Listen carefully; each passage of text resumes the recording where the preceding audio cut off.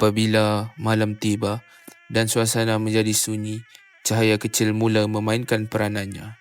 Di sebalik sehelai kain putih, bayang-bayang ini bukan sekadar bergerak, tetapi bercerita. Setiap gerakan membawa makna, setiap bunyi menghidupkan emosi. Inilah wayang kulit, sebuah seni warisan yang menyatukan cahaya, bunyi dan jiwa manusia. Apabila malam tiba, cahaya kecil mula bercerita. Di sebalik sehelai kain putih, bayang-bayang ini menghidupkan kisah lama yang diwarisi turun-temurun. Inilah wayang kulit, seni yang menyatukan cahaya, bunyi dan jiwa manusia.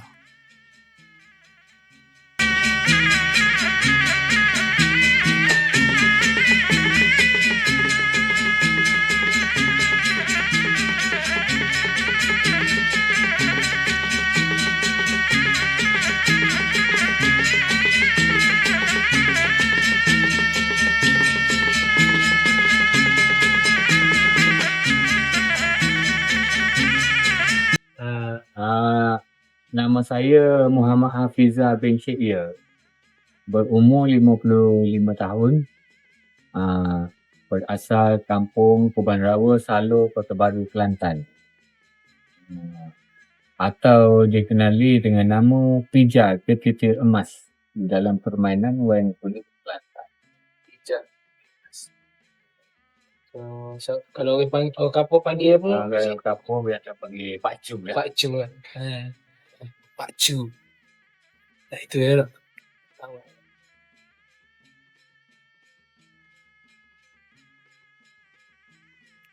Wayang kulit berakar daripada tradisi penceritaan purba Asia dengan pengaruh epik Ramayana dan Mahabharata. Apabila tiba di tanah Melayu, seni ini disesuaikan dengan budaya tempatan, membentuk identiti tersendiri yang kaya dengan simbol dan falsafah.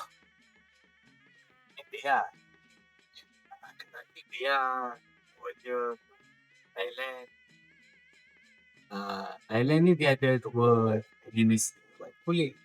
Wayang gedek ataupun wayang siap. Ini dia direct bahasa siap. So kalau kita orang Melayu nak tengok boleh tapi tak faham lah. Tak faham. Lepas tu dimainkan oleh orang Melayu di sebelah selatan Thailand, di kawasan Patani. Dekat dengan sini. Ini dia ada cakap menggunakan bahasa logat Melayu. Masih Melayu Kelantan lah. Ataupun bahasa siap pun ada juga. Tapi kalau kita orang Kelantan ni, bila kita tengok orang Melayu main ni, kita boleh faham. Betul. Kalau kita guna bahasa siap tu, maknanya orang bahasa lain tak faham lah. Tak faham. Jadi kena belajar pula. Satu hal pula nak kena belajar bahasa Melayu ke bahasa siap. Kalau dengar bahasa siap, nganga lah. Layan memang layan, tapi nganga, tak faham. Tengok dengan tak ada perasaan lah. Macam saya ni, saya main wayang ni. Kita dekat generasi baru lah sikit. Macam kita kata, kita guna bahasa campur lah. Bahasa Surat ada, bahasa Kelantan ada.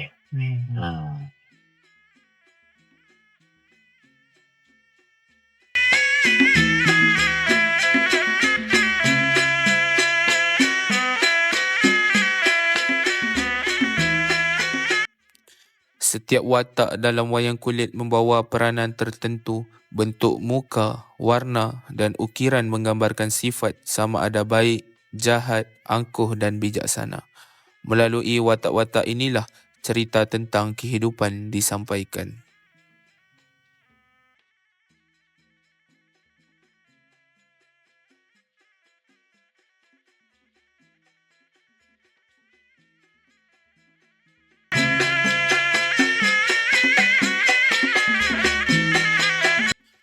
Dalang merupakan nadi persembahan wayang kulit. Beliaulah pencerita, penggerak dan pengawal irama. Dengan suara dan gerak tangan, Dalang menghidupkan dunia bayang yang penuh emosi dan makna.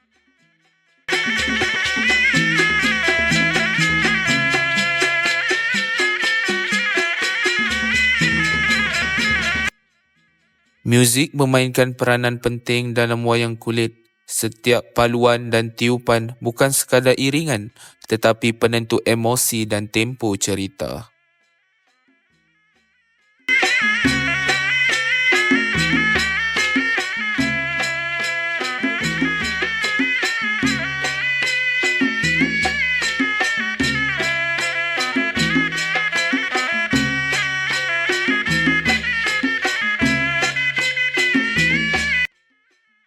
Patung wayang kulit dihasilkan melalui proses yang teliti. Dari pemilihan kulit hingga ukiran halus, setiap langkah memerlukan kesabaran dan kemahiran yang tinggi. Itu rebana ubi. Rebana ubi. Rebana yang Boleh besar. main lah. Ha? Boleh main lah. Boleh. Rebana dia panggil. Gisha main rebana. Nak try. Tangan balut sendiri. Dia tak buat lagi tu. Tak siap lagi. Kayu je. Lah dah ni kau rosak pula.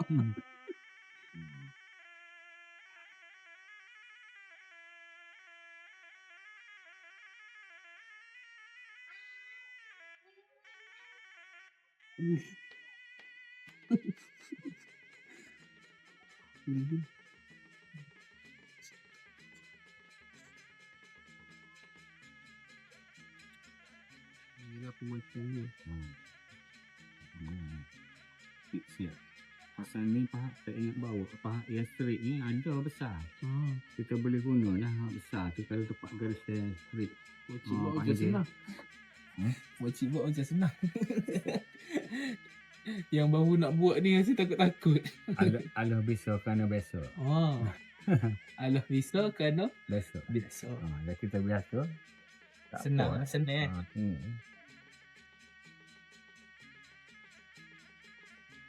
Kemarin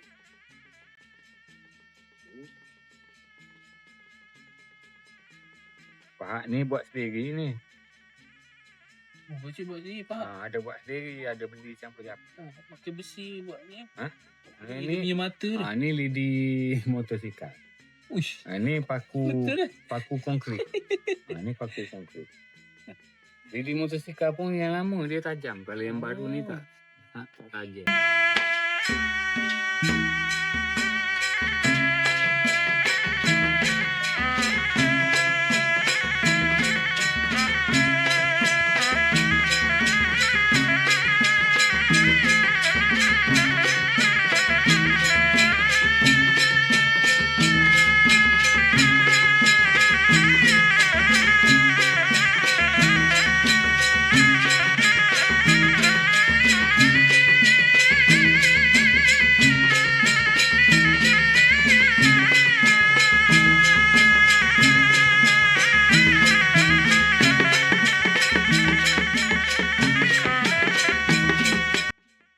Wayang kulit menyampaikan nilai kehidupan tentang moral, keadilan dan keseimbangan antara manusia dan alam.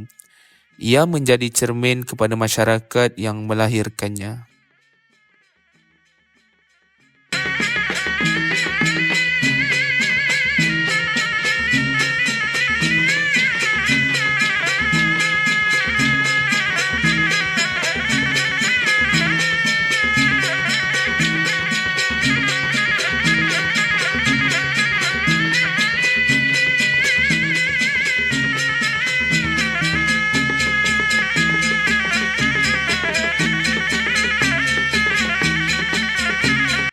Walaupun berdepan cabaran zaman moden, wayang kulit terus dipelihara sebagai warisan budaya. Selagi ada cerita dan cahaya, seni ini akan terus hidup untuk selamanya.